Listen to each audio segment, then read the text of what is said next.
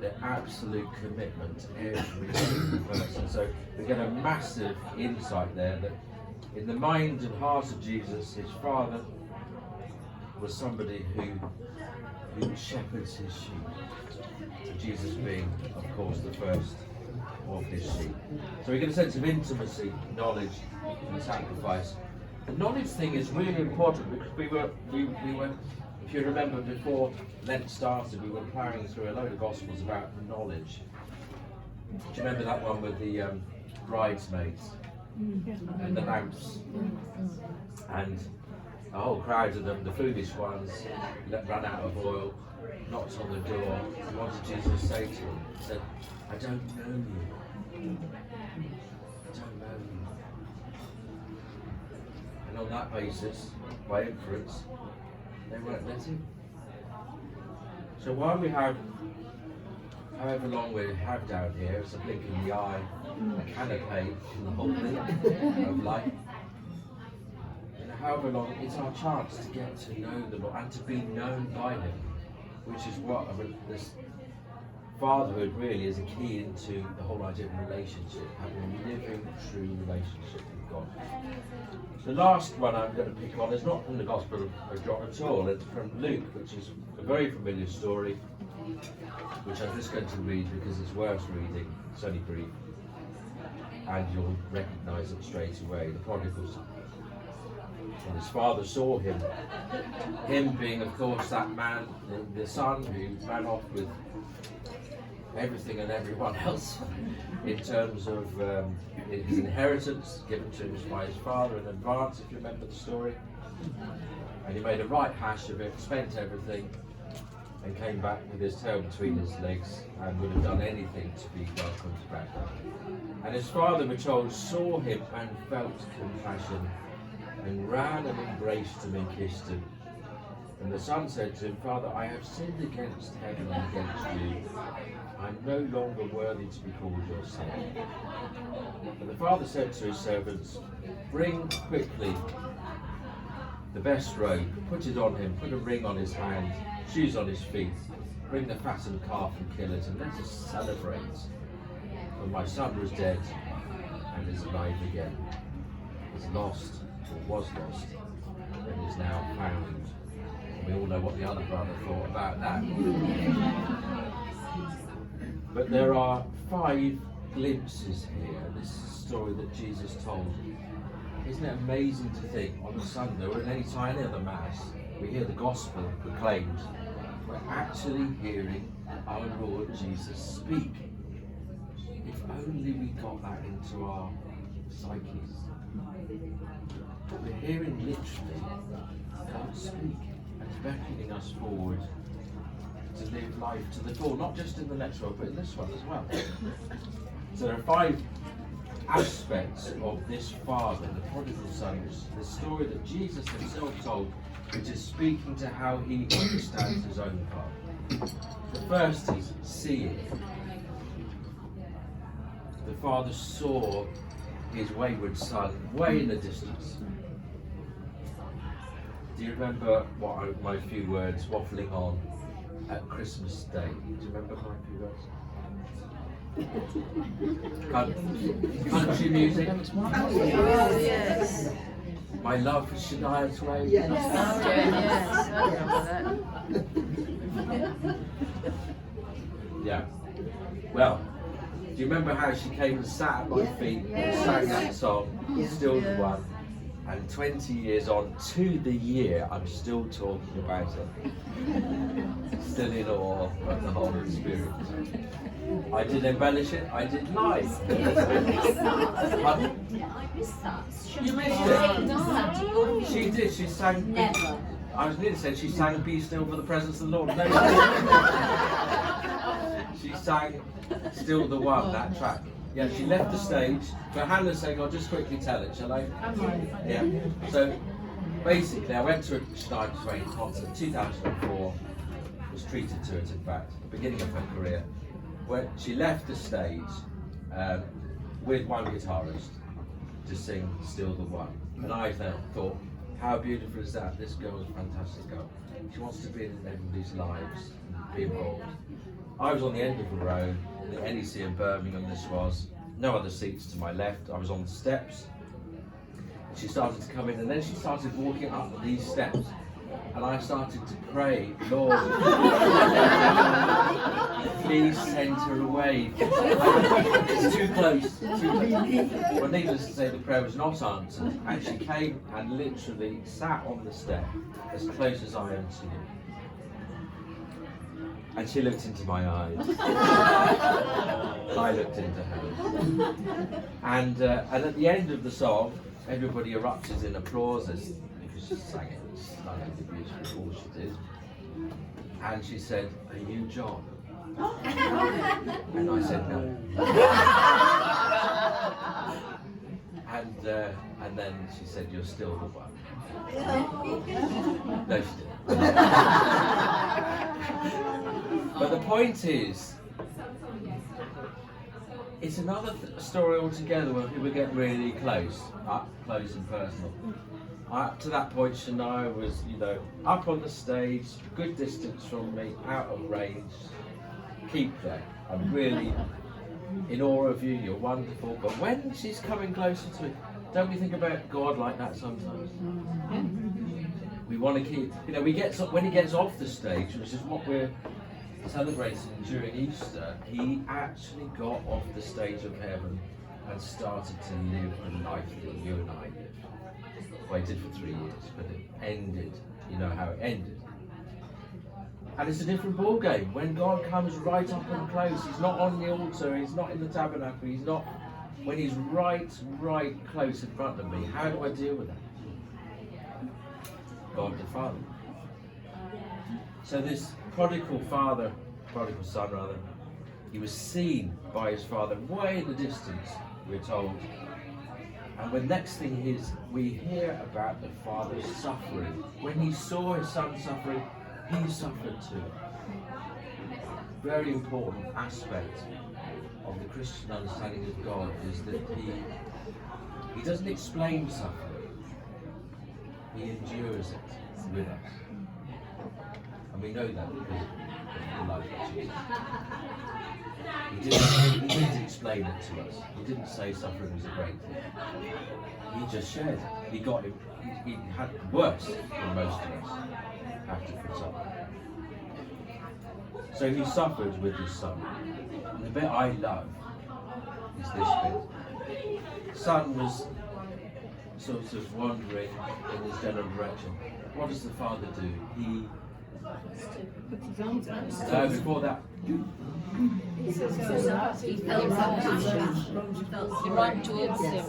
He runs. He sprints. Fathers are supposed to sprint after their children. Yeah. I think that's amazing. Didn't wait for some great big apology. He sprinted towards his son when he saw him suffering. Then we saw the embrace. And yes, in the midst of all this, we have the metanoia, the repentance that Joseph reminded us of Lent. Yes, he did. He put his hand up and said, "Look, I don't deserve to be called your son. I've done X, Y, Z, I've squandered everything, I've been an ingrate, as my grandmother used to say. Ungrateful. Couldn't have been worse." All that is part of it. It's truth, isn't it? Honesty, humility. And to varying degrees, we all are in that category. And last of all, after the embrace, the celebration, which is where Easter comes in. So, I think for me, if you take nothing else away from today about God the Father, what is he like? Look at that parable, because it's all there. This is what God the Father was like. And it transcends every possible obstacle and restriction that we have in this life, gender, everything. We get to a parent who absolutely would give everything for us. In fact, he did give everything for us. Those of you who are mums and dads, grandparents, imagine passing with your son or your daughter or your grandson or granddaughter. It's unthinkable. What cause could possibly be worth that? But that's what he did. God the Father. He did that for us. How are we doing for time? 10 past 8. Yeah, 10 10 past 8. 10 past 8. Right, okay, so what time did I say? Quarter past, okay.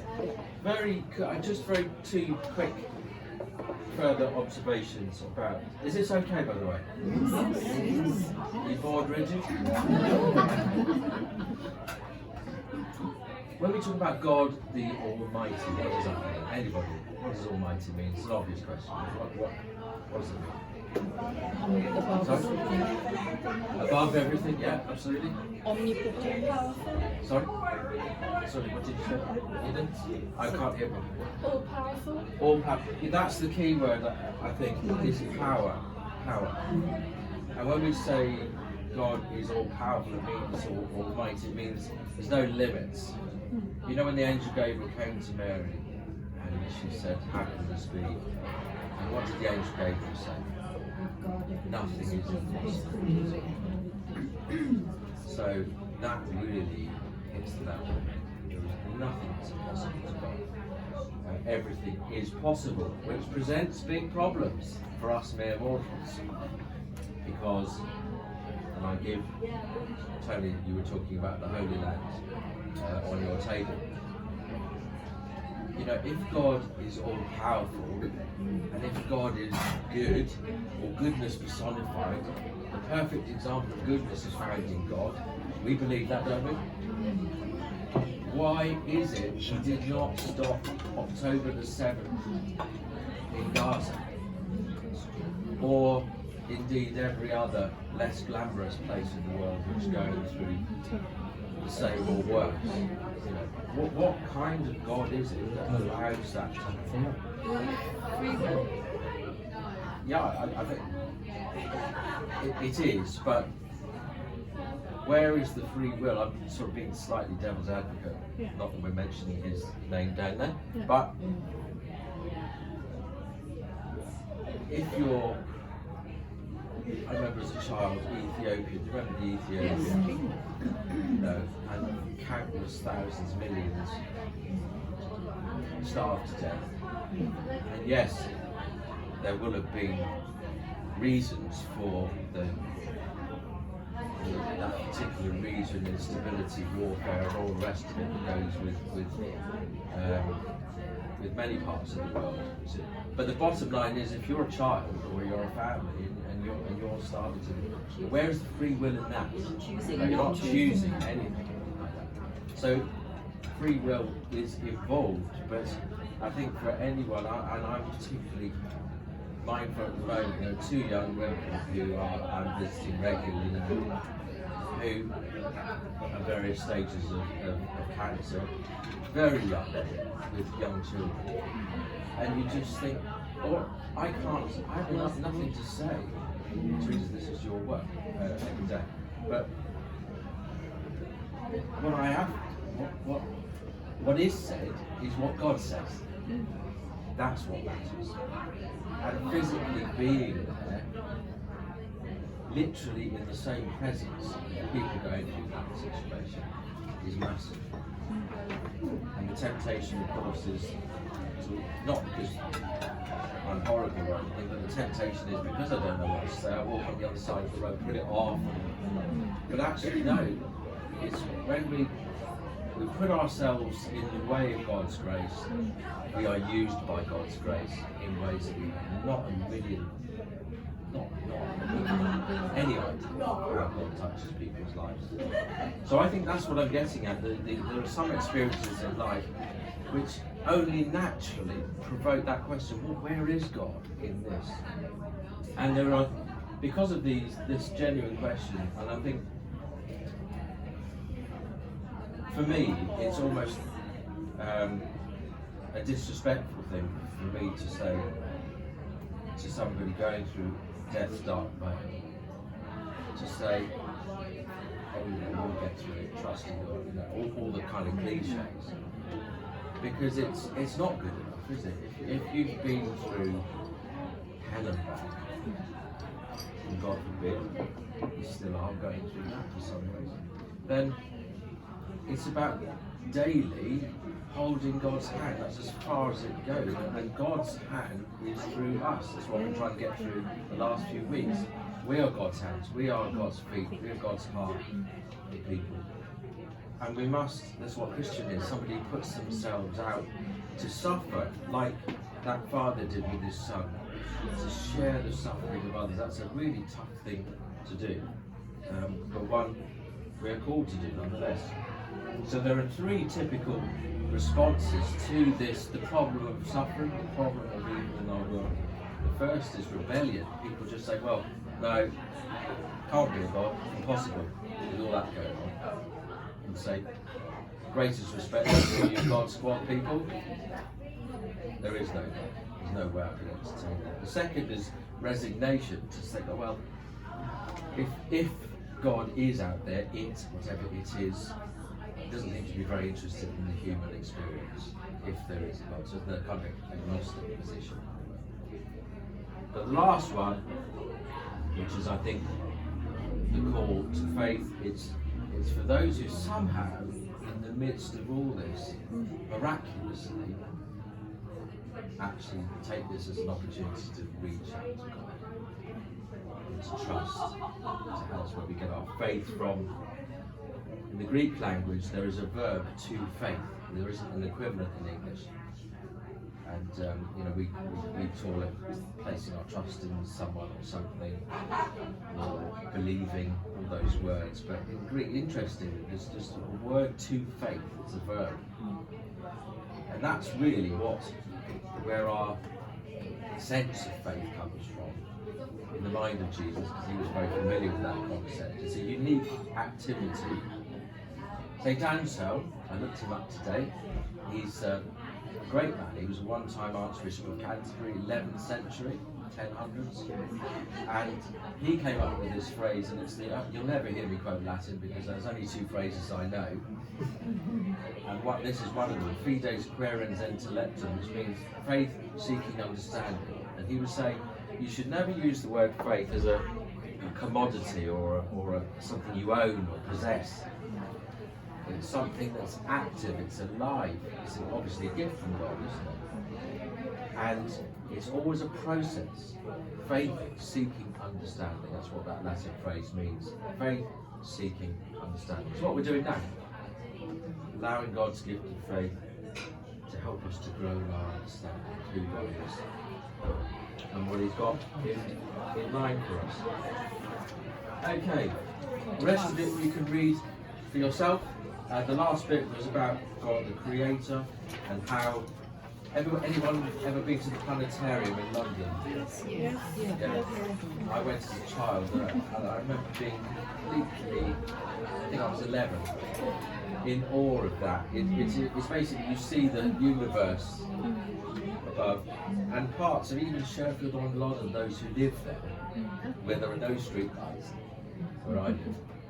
You can sometimes see the stars out, and you just look up, and it's a sense of majesty and awe of creation. Now, for some people, that points them to the Creator, but for other people, they say, "Well, that's just random," you know. And look at nature; it's so cruel. Can't possibly be a first author of all of that. It's not possible. But you know, that's for us. I would dare to say, Pope Francis is big into this at the moment, the environment, how it's a sacrament, how it's a sign of God's work in our world. Is that okay? Yes. So there's a little bit more if you're interested in some of those kind of almost philosophical points. But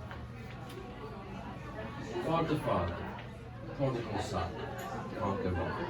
That is sums the top and bottom of it, really. Because it's the words of the boss, isn't it? Okay, at this point I've been really excited and I wonder if she's still excited about it. Tasha, do you want to come up here? She's our mystery guest today. Big clap for her.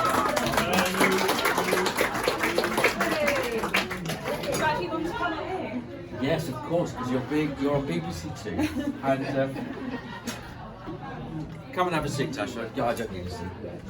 You're right with that. First of all, on behalf of us all, where's my crib sheet? There we are. Thank you so much. First of all, can you, because it's very brave, isn't it, for her to sit up here and to tell us all about, so I need to know your bank account details.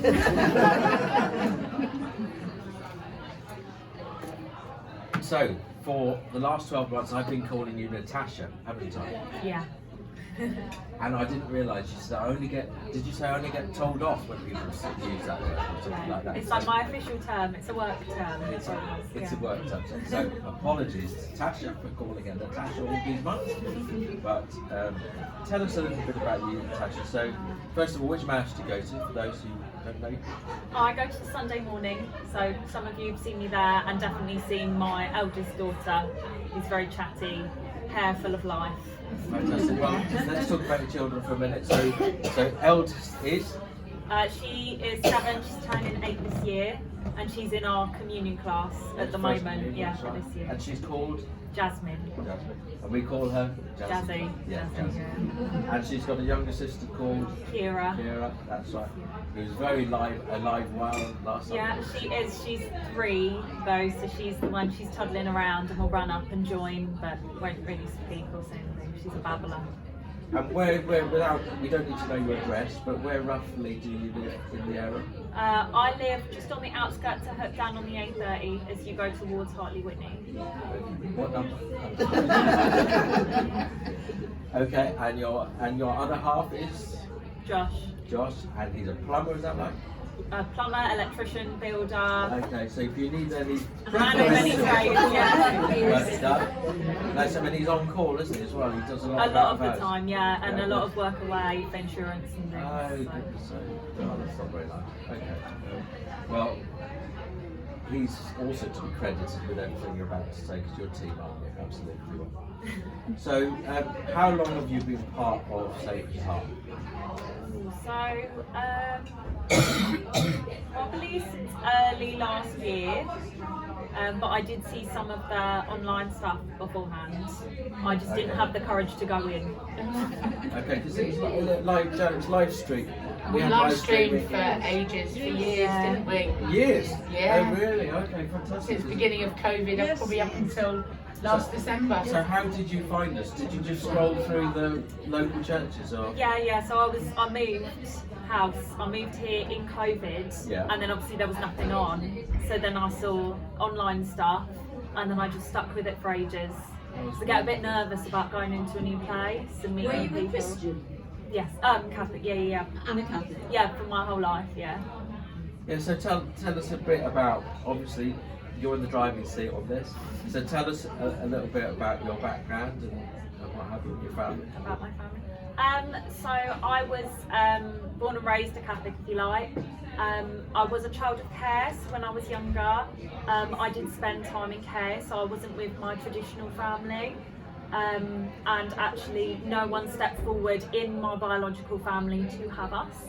So it did mean that I met a new family, if you like. I kept all the good ones around as well. So now I have both. Right. In my adult years, I kind of forgave everyone for past things. We moved on and have a relationship now. But I also am in contact with all the people I had growing up, although sadly I outlived a few of my brothers and sisters. But yeah, and then I met my partner when I was a teenager, and we have 2 children.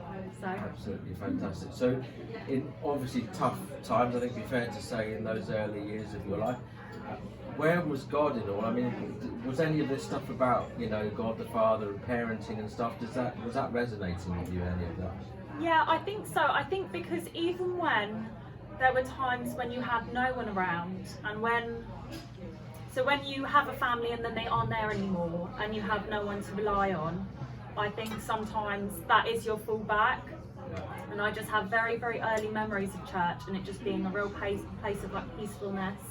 And I think it was someone I could talk to when there was no one else to talk to. So I think it felt like, and I think in the first paragraph we kind of read through when we said, he felt like he was never alone. I really understand that feeling of you're never alone, even when you're by yourself. there's always someone there. Incredible, wonderful to hear that. So, in your faith life when you were a child, that was in the Catholic Church. Yes. Is that right? So I mean, how did you? My grandmother used to say, "Faith is caught, not taught." You know, I think there's a lot in that. I mean, where do you get your faith from? Do you think, looking back? You've obviously had it for a long time. Yeah, so I did go to Catholic school when I was younger as well, and I think so that kind of draws it into you. Yeah, when I was very young, and it kind of draws it into you. But I think it was something that actually I chose more than anything. I have biological brothers and sisters who by all means are not faithful at all. Like they have kind of walked away from all of that. They aren't practicing anymore, if you like. So yeah, I think it was just something that I kind of felt really strongly a pull towards from really young. And definitely in my older life, and my daughter now has that as well. She like really strongly wants to go to church. She was gutted, by the way, she couldn't come this evening. I told her she wasn't allowed in a club past 8 o'clock. She was really annoyed about it. Bless her heart. Tell her, I hope I get forgiven one day. No, bless you. Okay, so you had your first. Do you remember your first communion and things like that? Are there particular moments in your life that you know the sense of God being by your side, you're not alone? Are there particular moments you felt that? Yeah, definitely. So I do remember some of my blessings, but vaguely. I think maybe it's times that your mind suppresses slightly when you're younger. So my memory's a bit hazy from back then. But when I was older, I was actually pretty much homeless for a long time. So when Jazzy was a baby, we didn't have a roof over our heads. We did live in a flat, we were private renting, and our roof collapsed. And the building was pretty much derelict, and there was no temporary housing. So we were told you basically have to sleep rough until something becomes available, because you will stay as an emergency as long as you're in an emergency situation, but as soon as you go to a shelter, you're no longer emergency. So anyway, so we were told to stay where we were. And there was no electricity, there was no heating, I had no money for food, and we were kind of cuddled up at night, and it was very, very wet. It was in November at the time when this actually happened. So all the rain was coming in, and you can imagine we're in the only part of this place that still has a ceiling, and then would you believe the temperature dropped, so all the water turned to ice. And obviously when you've got no heat, and I just remember putting up hats and scarves and gloves on Jazzy, and we were like all cuddled up at night for warmth, and I had to be given a mattress because where the ceiling fell there was a bit of asbestos in the old roof, so I lost everything. I had nothing for her to actually, so we were given a mattress to sleep on in this one room. But I remember, despite having nothing, I just remember this crazy feeling, and again this is me kind of talking in my head as like a one-way conversation to God. And I just remember this feeling of just calm and just knowing everything's going to be okay.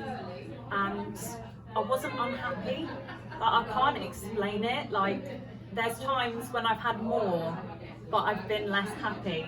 But in those kind of moments where I had absolutely nothing, you can't really explain it, but there's nowhere else to explain it, then that's probably God speaking to you right there. Is that I just had this feeling of calm and just happiness, and I just knew everything was going to be okay. But how else do you explain that? You tell me. That's absolutely amazing. Absolutely amazing. Sure. I did get temporarily housed, obviously, by the way. So God did deliver in the end. Yeah. Sometimes it takes time, doesn't it? Absolutely. It does. To move through the official systems, it took time. But yeah, I was in college at the time, so obviously working part-time, hence the hardly any money. But yeah, things have got better. Don't worry, I'm not still there. Well, you're a tribute to faith. No, you're in Hook now. Yeah, I am. Not under the crumbling roof, no. So obviously you're a mum now, and Jazzy's 8. When's she 8? She's 8 in May. Round the corner. Okay. Yeah. So what's your hope for Jazzy and Kira, for that matter, as they grow? How do you see? I mean, you talk about Jazzy's strong faith already in terms of, but how do you see? What's your hopes and dreams for her and Kira? I think for Jazzy, she always felt really strong pull to be in church. She always asked to.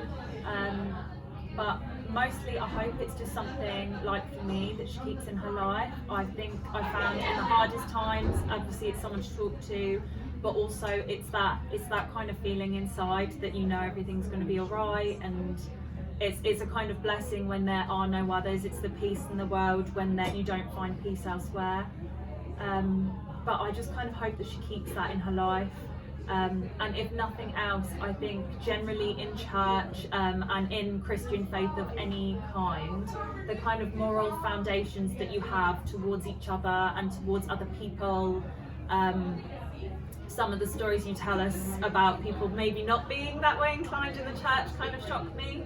But I kind of hope that she does pick up on the fact that you should love your neighbour, love everyone equally, respect everyone equally, and also how you treat people in a world where everything can be thrown away. People tend to throw each other away, don't they? And they don't give each other the time of day unless it's convenient. I hope she learns that people aren't disposable, and that you should be really loyal and kind, and people are only here for a short time. You don't know if they're going to be taken early, so that you should really value people that you have around you, especially the ones that, as I say, are very much keepers. Fantastic, absolutely amazing. In terms of the church, are there any things that I'm thinking Sacred Heart particularly? What do you really like? What gives you joy? The priest is all right. I probably wouldn't exchange him. That cost me 50 quid, she said, at the very least. But yeah, no, bless you for saying that. But what else? Because you were part of the scene before I was here. So what else? I think it's quite a welcoming community at Sacred Heart, and that actually, if you do go elsewhere, maybe that's not always the case. But I think also that it's smaller, it's not so overwhelming either. As someone who gets really would you believe? My job's even talking to people. Yeah, my job's even. It took me 6 months once to go into a new gym, but my job's even talking to people. And sometimes I really struggle walking into a room full of people. Like this is kind of. I'm not very good at. You're speaking. doing really well. Incredible. Yeah. But it made it nicer for me. It made it nicer knowing that I wasn't going to go and get overwhelmed by lots and lots of people. And then it's just a really tight knit community, and the fact that stuff was online was actually really helpful for someone like me, because it meant that I could kind of get to know the church without actually going in the church. Yeah. And is there anything in the life of the church which you think, I wish we did that, or we could, something that would be particularly helpful for Jazzy, or anything? Is there something that you think would? Because I noticed you seem to be. Do you have? Do you tap into other traditions as well of Christianity, or is it just Catholicism? Or? Not really. Well, we have friends who are from other churches, so we go to their events as well. Other churches have a lot more stuff for little children, so they have a lot more. Like we did a New Year's Day walk with the dogs, which was in someone else's church, which was actually down Frensham Ponds, because theirs is Farnham Way. There was like a barn dance and like guitar evening thing with drinks and stuff we did with someone, and that was through the church. They've got they teach the children dancing. That just happens they've got someone who does that. Yeah. So then all the kids got up and performed and things, and so we go elsewhere for like other things that maybe include younger people more, or sometimes, no offense to everyone here, people more my age. Yes. Because I'm in my 20s, so sometimes you want to be in in a group of people practicing faith at your own age friends, group. Well, I'm 32, so. No. I won't question. Anybody else would like, Tasha, you'd be happy to answer questions from anyone. Yeah. I think anybody would like to ask a question. Yes, I'd like to know about Josh. Does he feel the same way as you do? This is a question about Josh. Yeah. Tasha's other half. Yeah, he's more laid back than I am, probably just generally in life. He's practicing. He comes mainly for special occasions and things. His mum was actually they're from South Africa. Their family originally was there. Yeah, so he was born there. His mum was raised in a convent there, and then they came here when he was 6 or 7. So he's not got the accent, which is sad. He's not got any kind of accent. It's like a boring London accent. But is he also a Catholic? Yes, he is. Yeah. So he's done. He's working away all the time. Yeah, that's the problem, isn't it? that's the thing. So he does come. I'm trying to convince him to come on the weekend actually, if he's not working. So, but yeah, no, he said he'd come this month a couple of times if he could. But he stays away for kind of 1 or 2 weeks at a time, doing work and things. He's actually only came back last Friday from a really long job. So. Do you have people here to support you when he's away then? So his mum isn't that far away. She's in Fleet. Yeah. But generally it's just me having them in the evening. As I dropped what I was doing. I used to work full time and now at part time, so that I can kind of support his job a lot more. And then when he is away, it means that I can be on standby for anything I need to be. Thank you, Sasha. One of the themes of Lent, and you've and again, I underline this, only say what you feel you can say, but one of the themes for Lent is reconciliation and forgiveness. You mentioned that in your own life you've had to forgive. For those of us who really struggle in that experience of forgiveness, is there any tips you can give from your experience that would help, that actually helped you to get to that point? I think the first time was that the big one. They're like forgiving people that for stuff that happened when I was younger. That was like the hardest one, and I think after that got easier. Yeah. I think if you face the biggest thing that you could possibly forgive for, everything else seems to not matter as much. And you kind of take a breather. And yeah, as I say, so for things that involve mental health and the things where people get better or improve on themselves, I kind of think of them as different people. So who they are now necessarily doesn't reflect who they used to be. I think of them as two separate people, which helped me in my forgiveness, but also in like my adult life and things. I found it a lot easier to think of the fact that maybe you don't know how long you're going to be here, how long they're going to be here. Will you regret? Is it something that you'll regret not forgiving for? If they're gone tomorrow and you've not said what you need to say, how are you going to feel about it? Because that is a genuine thing that happens every day. And I know a lot of people, from when my sister passed away, a lot of people hadn't been there or hadn't said everything they need to say, and they really regretted that because she went very young. So it's one of those things, if it's not something that you think would matter if they were gone tomorrow, then maybe it's time to forgive them. Thank you, Sasha, very much. Appreciate it. As your children get older, I know this a few years old, do you think you'll be shut down with them and explaining the background for your life, or would you just not raise to something? Did you hear that? Yeah, I did. Okay. They're very well aware of our background. They're very well aware of mine. Jazzy remembers sleeping rough. She was very young at the time. As I say, she was a baby, like 2 years old, 1.5, 2 years old at the time. And then before that, we weren't exactly in the best housing. After that, we were in temporary housing. It didn't get a lot better very quickly. But she has a really vivid memory. Jazzy's actually really clever, far more, I think, than I ever was. So she remembers all of that, and she remembers the flat actually where we were just on the mattress, and she can describe it to me.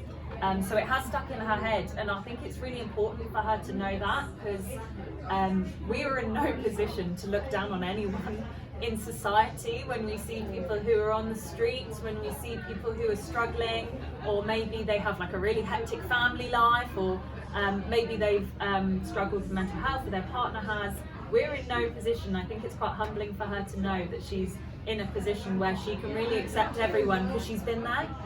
I think you can only really understand it if you have been there yourself. And also, as you said earlier, I think maybe it's a good thing, like God grants lessons, not wishes. So maybe these things are lessons so that when good things come into your life, when happy moments come, you've got the perspective to then understand how happy you are. You've got the kind of toolkit to always realise that you're in a really great place actually in your life. You might not have everything, no one ever does, but you'll appreciate what you do have rather than dwelling over the fact you don't have other things.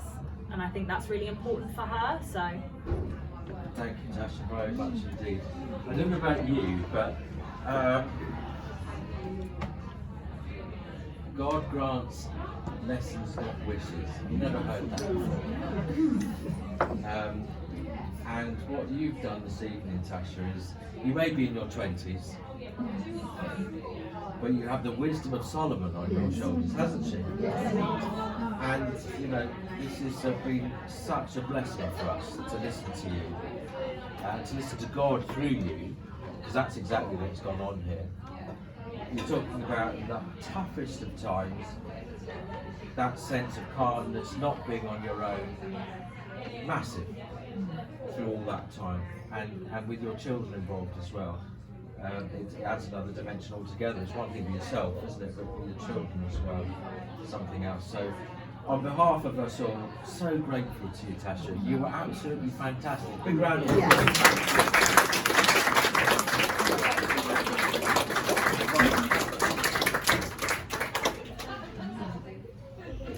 She also does yoga.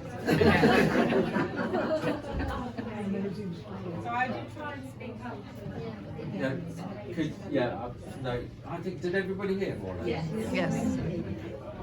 Yes, thank you, Tasha. Absolutely. You can breathe again now. You deserve something in that coat. Okay. So, brothers and sisters, before we close with a prayer, I just wanted to check out with you how you felt this evening, because we're pretty proud, so that's a really good thing. Yeah. How many of us here? Has anybody counted? I thought it was about 36, no? I'm leaning towards exaggeration. 23, is it? who's that? 23 dollars. About 25. 25. Okay, well that's a magnificent first start. Are you okay with it being here? Honest? I like Honest? being in another community. Yeah. I don't think it's a bad thing that other people see. No, exactly. But I just. We'll just say but, no, I think it's sometimes we can't witness enough. But it's not about that. It's about physically being, isn't it? And not lecturing anyone or anything like that. And they say we like a drink as well, don't they? And obviously like to eat together and things like that. So if you're happy then we'll stick with it for the next 4 weeks. I will say one thing. Yes. I don't think we need quite so much food. No, well, this may not be repeated on other, but I just wanted to say, well, This is so much. It is so much more energising and positive and brilliant to be. Our faith is part of our life, and we're part of the life that's going on here, rather than to be took down in a little hut down there in the dark. Just us. Yeah. There's also in that, but there's also yes, Jan. I was going to say, would anybody be brave enough to write me maybe one little paragraph that can go in tomorrow morning's newsletter about tonight to maybe see if more people will come? Or are we at capacity? I think we're probably hands up if you intend coming again. 2 weeks. Okay, well, that's a blessing. Okay. Yeah, well, that's a bit of an indication. There's 1 or 2 are missing this evening, so who said that they would otherwise have come. So I think we're probably all right. We can budge up, can't we? And when it's not food around, it might be slightly easier as well. But okay, so I really like that. I think we are actually here. The reason we have faith is everybody. That's the reason we're here. So wherever we live, on the A30 or anywhere else we live, it's where we're called to be, and somehow not hide our light, Him, under a bushel. So, okay, well in that case, we'll see you next week. We'll close with a prayer if that's all right, and then and ask the Lord to bless us. So Heavenly Father, we thank you for this time where we've learnt a bit more about you, who you are, what you've done for us. You are our Father in more ways than we could ever imagine. And you've sent us your Son to get to know you through him. We ask that we may be given the grace this Lent to follow him more nearly and to love him, you through him more dearly. And we thank you for granting this grace through Christ our Lord. God bless Tasha for everything she's Yes, thank you, Tasha. It was great. done. May Almighty